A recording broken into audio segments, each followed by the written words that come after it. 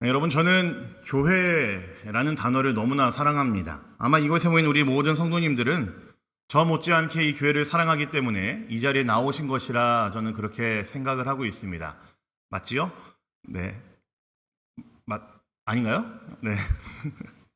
예, 그냥 단순한 사람의 모임 자체로서의 교회가 아니라 하나님께서 직접 부르시고 하나 되게 하신 이 교회를 마음을 다해 정말 정성을 다해 사랑하시리라 그렇게 믿습니다.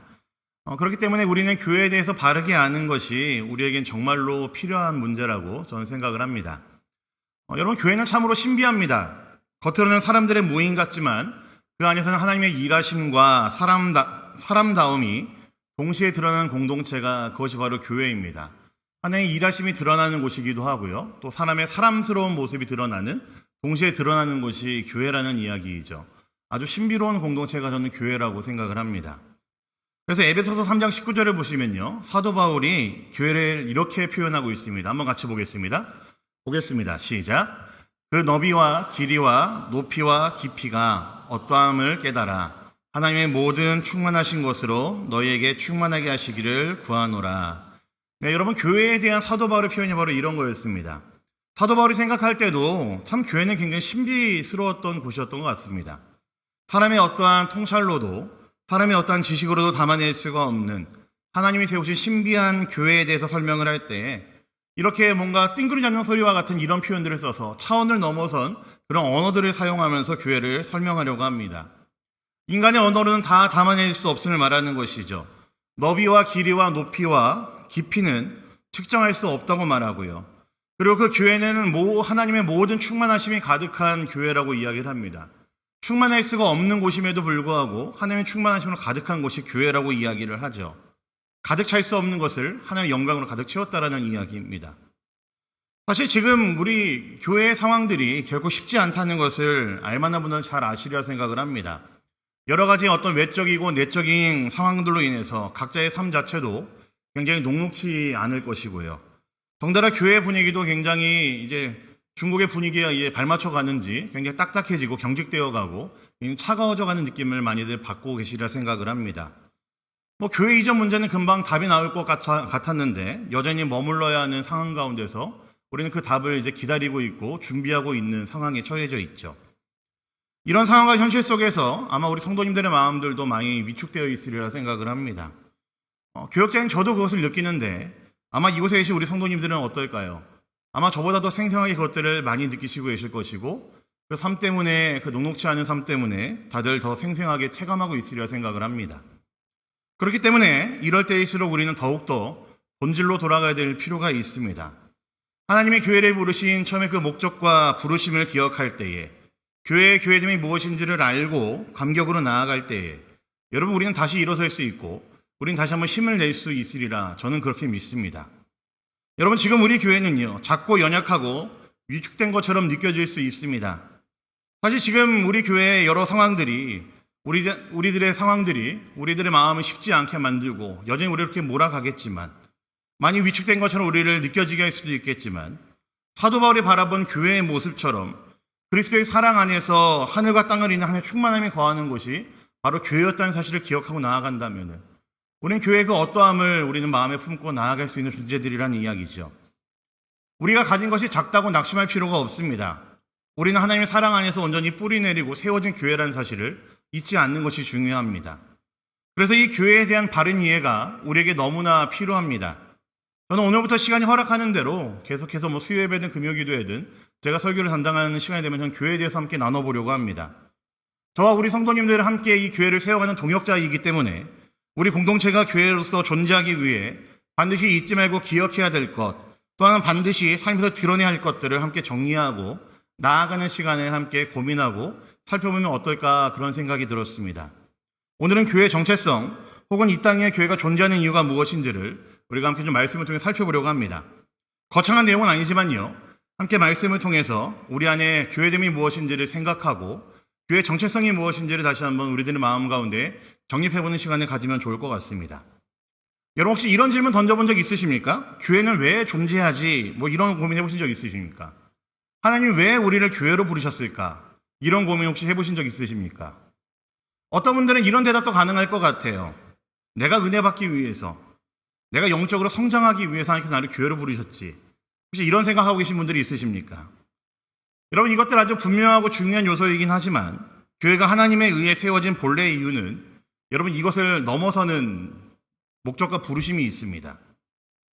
여러분, 하나님께서는 우리 한 사람 한 사람을 복 주시기 위해 부르셨습니다. 하지만 그 복은 멈춰있는 복이 아니라 흘러가야 될 복으로 우리에게 주셨다는 사실이 너무나 중요합니다.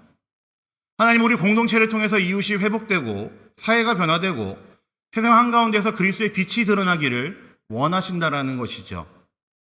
교회는 그래서 세상을 위한 하나님의 도구이고 지금의 현실도 하나님의 시선에서는 여전히 가능성과 희망의 자리라는 것을 우리가 기억해야 됩니다. 하나님은 항상 무너진 자리에서 일으키셨고 깨어진 공동체를 통해서 세일을 이루셨습니다.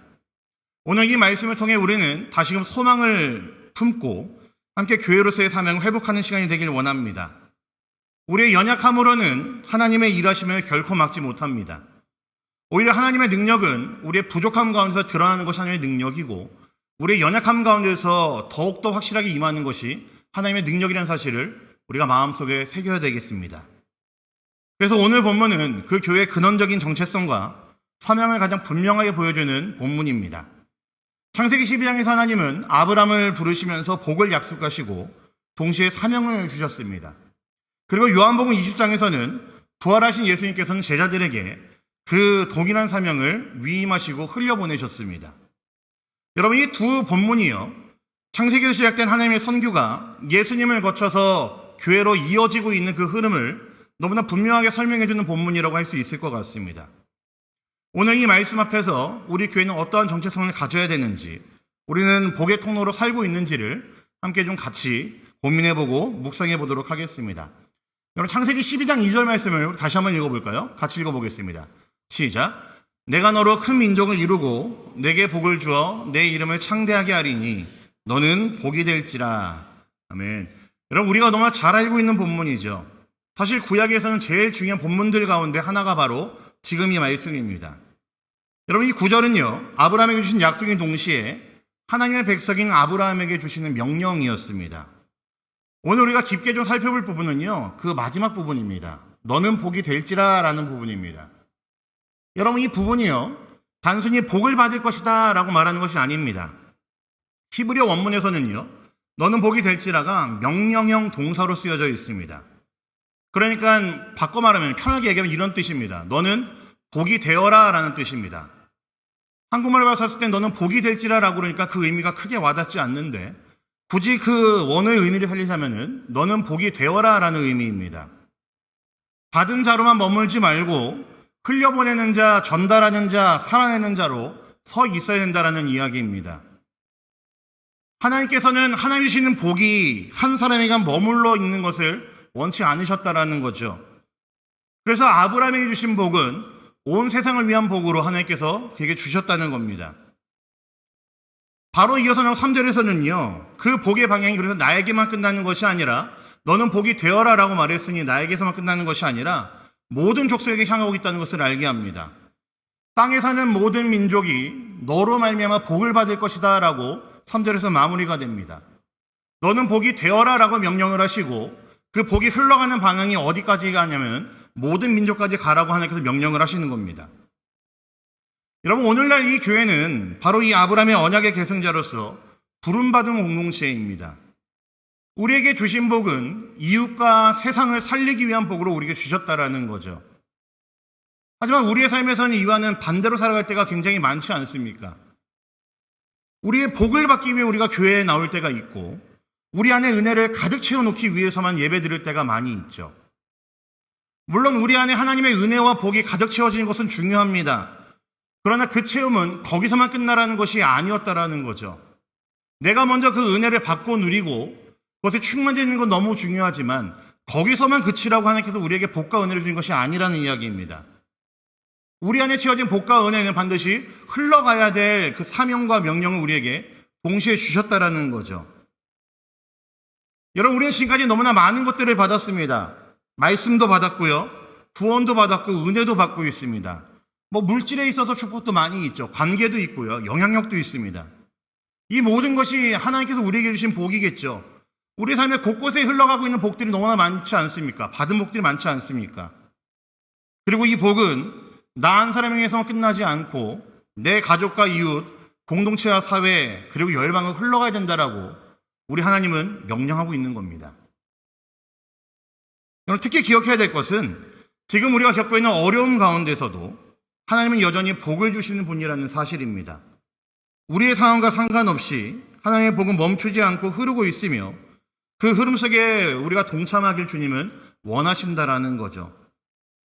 이 시기를 통해서 우리가 더욱더 겸손해지고 서로에게 더 가까이 다가서고 교회로서의 본질을 회복하는 기회로 삼기를 원하신다라는 겁니다.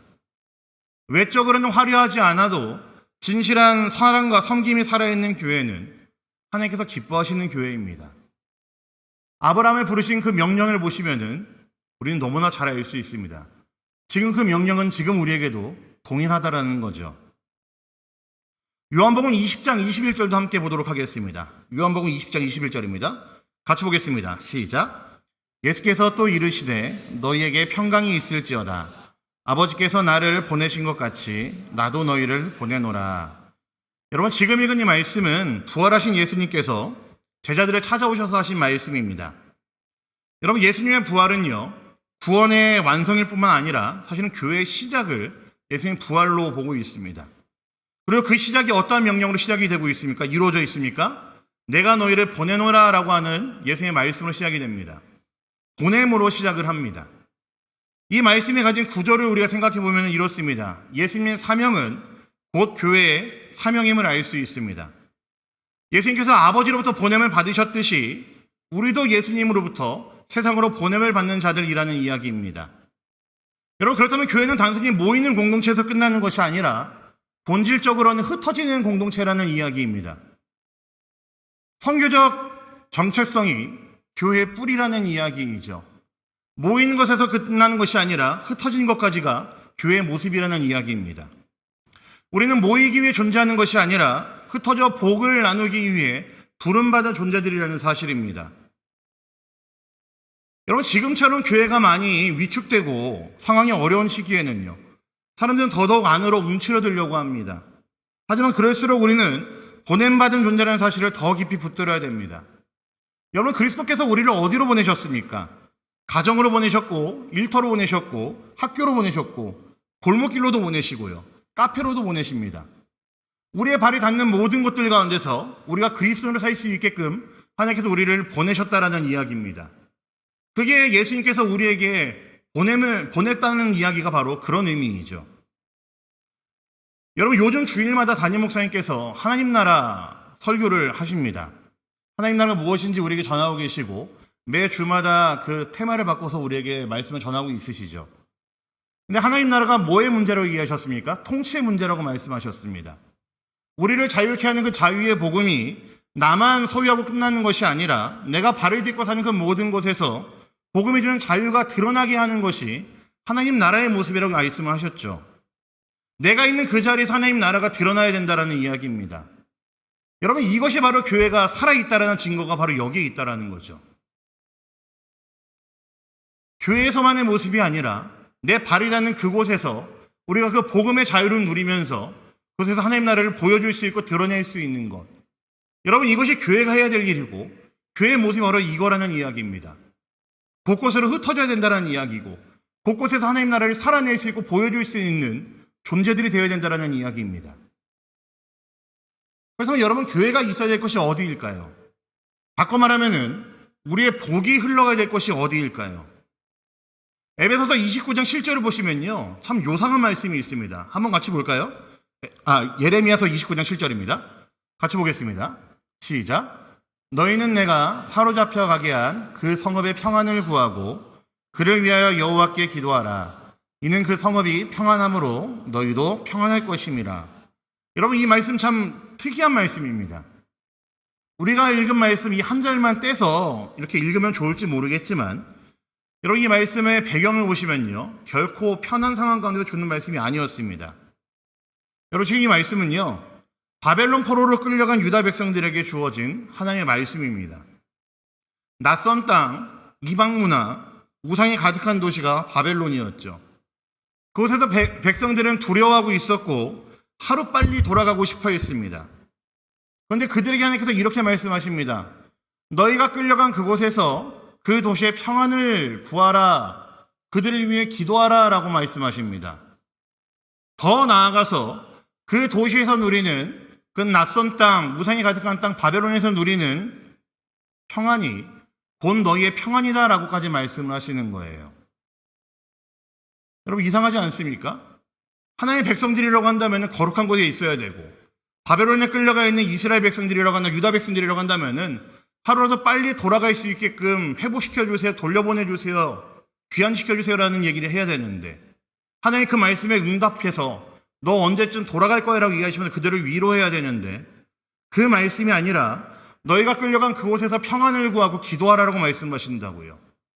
그 땅에서의 평안이 너희가 누리는 평안이 될 것이다 라고 말씀하신다고요. 머물러 있고 주저앉아 있으라고 이야기를 하신다고요. 여러분 이 말씀이 보여주는 것이 무엇이겠습니까?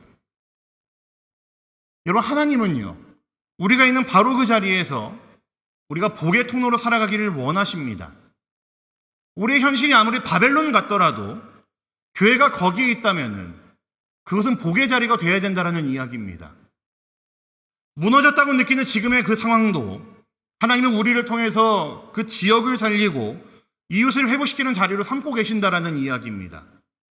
내 마음이 무너져 있는 그 나의 삶의 자리 어딘가에서도 하나님께서는 그곳에서 내 모습을 통해 다시 한번 일어서는 나의 모습을 통해 누군가에게 은혜를 끼치길 원하고 선한 영향을 흘려보내기를 원하시고 누군가를 더 살필 수 있고 사랑해 줄 수 있는 자리를 우리를 부르셨다라는 이야기입니다. 우리가 지금 어려운 상황 가운데 놓여있다 할지라도 그것이 우리가 복을 흘려보내는 교회로서의 살지 못하게 만드는 이유가 될 수 없다라는 이야기입니다. 현실에 순응하라는 이야기가 아니라 그 현실에 더 맞서서 복으로 살라는 이야기입니다. 교회로서 어떻게 살아야 되는지, 너의 현실이 너무나 어렵고 낯설고 두렵다 할지라도 내가 그 현실에서 어떻게 복으로 살아야 되는지를 생각하고 살아내고 버티고 견디라는 이야기이죠. 여러분, 그러니 우리가 더욱 힘써서 복으로 살아야 될 이유는 충분합니다. 우리의 정체성을 더욱 든든히 채우고 보냄받고 부름받은 교회로서 우리는 살아가야 합니다. 지금 우리에게 동일하게 말씀하세요. 이 시대가 바벨론처럼 낯설고 혼탁하게 느껴질 수도 있습니다. 교회에 대한 사회적 신뢰도는 굉장히 낮죠. 신앙생활이 점점 더 어려워지는 그런 시기입니다. 항상 교회는 어려웠습니다. 세상의 이야기들은, 세상의 교회를 향한 시선들은 항상 우리를 어렵게 했었죠. 당장 우리의 교회의 상황보다도 어떻습니까, 여러분? 쉽지는 않죠. 그러나 지금 이 말씀에 우리가 귀 기울이고 있는 여러분들이라면 하나님께서 지금 이 말씀을 통해서 여러분들의 분명히 말씀하십니다. 더 힘내서 살아보라고 말씀하시는 것이고, 하나님은 여전히 이 땅 가운데 교회를 통하여 복을 흐르게 하기를 원하시니 더 복을 흘려보낸 자리로 나아가라고 우리에게 명령하시는 겁니다. 여러분, 복이 흘러가야 교회가 삽니다. 선한 영향력이 복음으로 이어질 때에 교회는 더 이상 세상의 부담이 아니라 소망이 된다는 사실을 꼭 기억하시면 좋겠습니다. 말씀을 마무리하겠습니다. 사랑하는 우리 성도님들, 오늘 우리는 이 질문 앞에 서야 됩니다. 과연 나는 복을 흘려보내는 자로 살고 있는지, 나는 나의 시간과 재정과 관계와 말, 나의 영향력을 사용해서 나의 이웃에게, 주변에게 복을 흘려보내고 있는지, 여러분 나에게 그 질문을 던져보셔야 됩니다. 여러분, 하나님은 우리를 복의 통로로 부르셨습니다. 그리고 예수님은 우리를 세상으로 보내셨습니다.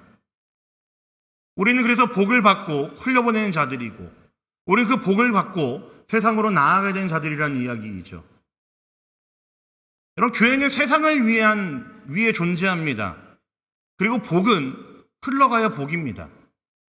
우리의 현실이 아무리 연약하고 작아 보인다 할지라도 하나님은 이 공동체를 통해서, 우리들의 모습을 통해서 여전히 일하신다는 사실을 잊지 않으시면 좋겠습니다. 우리가 서로에게 희망이 되어주고 손을 잡고 일어날 때에 하나님은 우리를 통해서 새로운 역사를 시작하실 것입니다.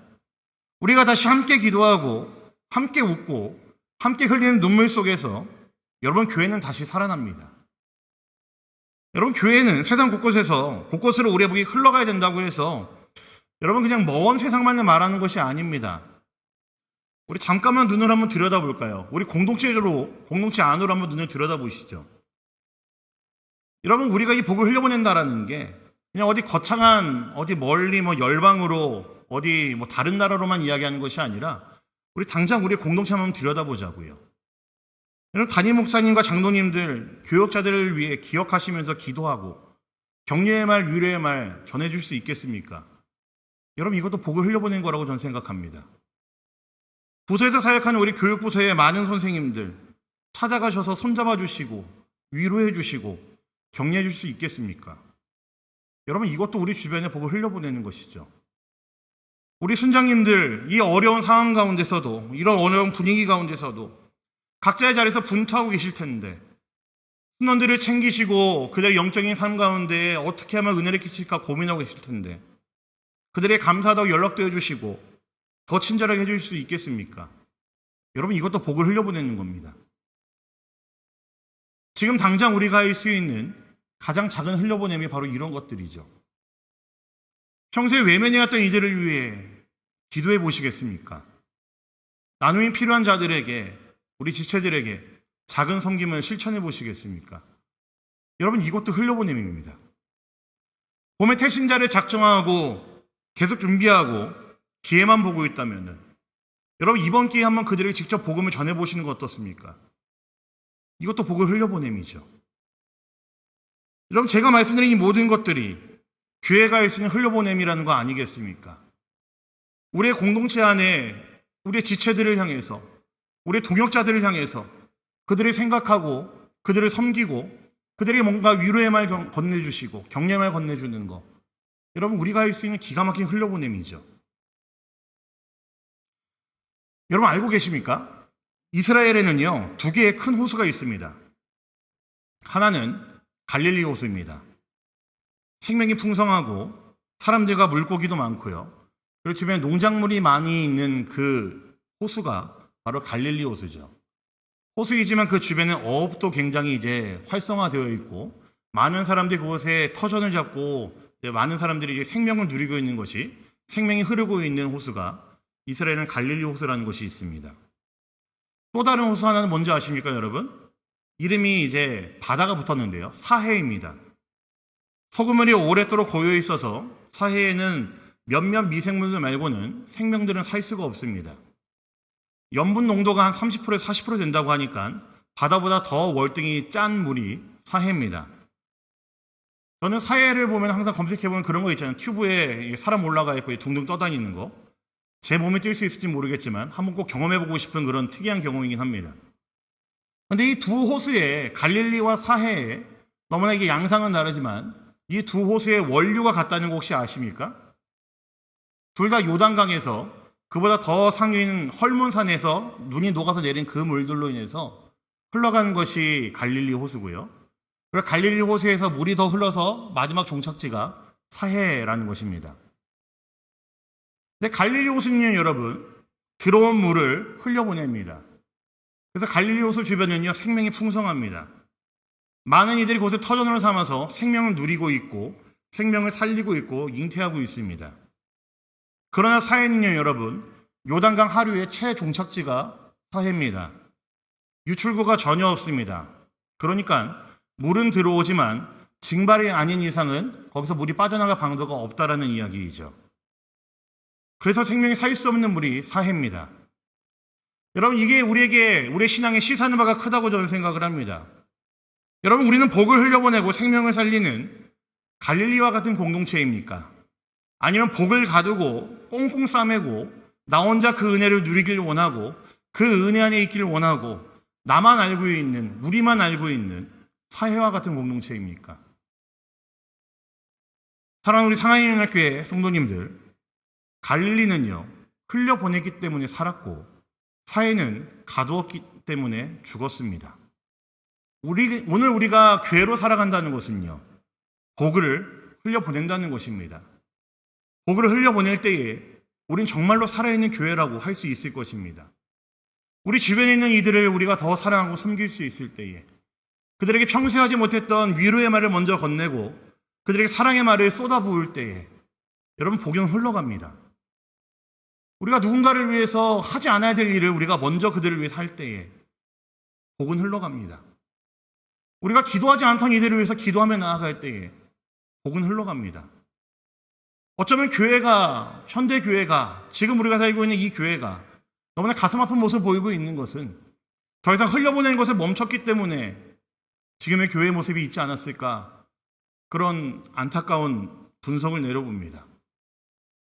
사랑하는 여러분들, 우리 교회가 이 도시와 세상의 생명을 흘려보낼 수 있는 갈릴리와 같은 교회가 되기를 간절히 소망합니다. 여러분이 있는 자리에서, 또 여러분이 있는 공동체의 그 어딘가에서 여러분들 덕분에 참으로 교회담이 드러나고, 여러분들 덕분에 사랑이 샘솟고, 여러분들 덕분에 참으로 그곳이 아름다워질 수 있고 풍성해질 수 있는, 참으로 흘려보낼 수 있는 교회가 되기를 간절히 부탁드립니다.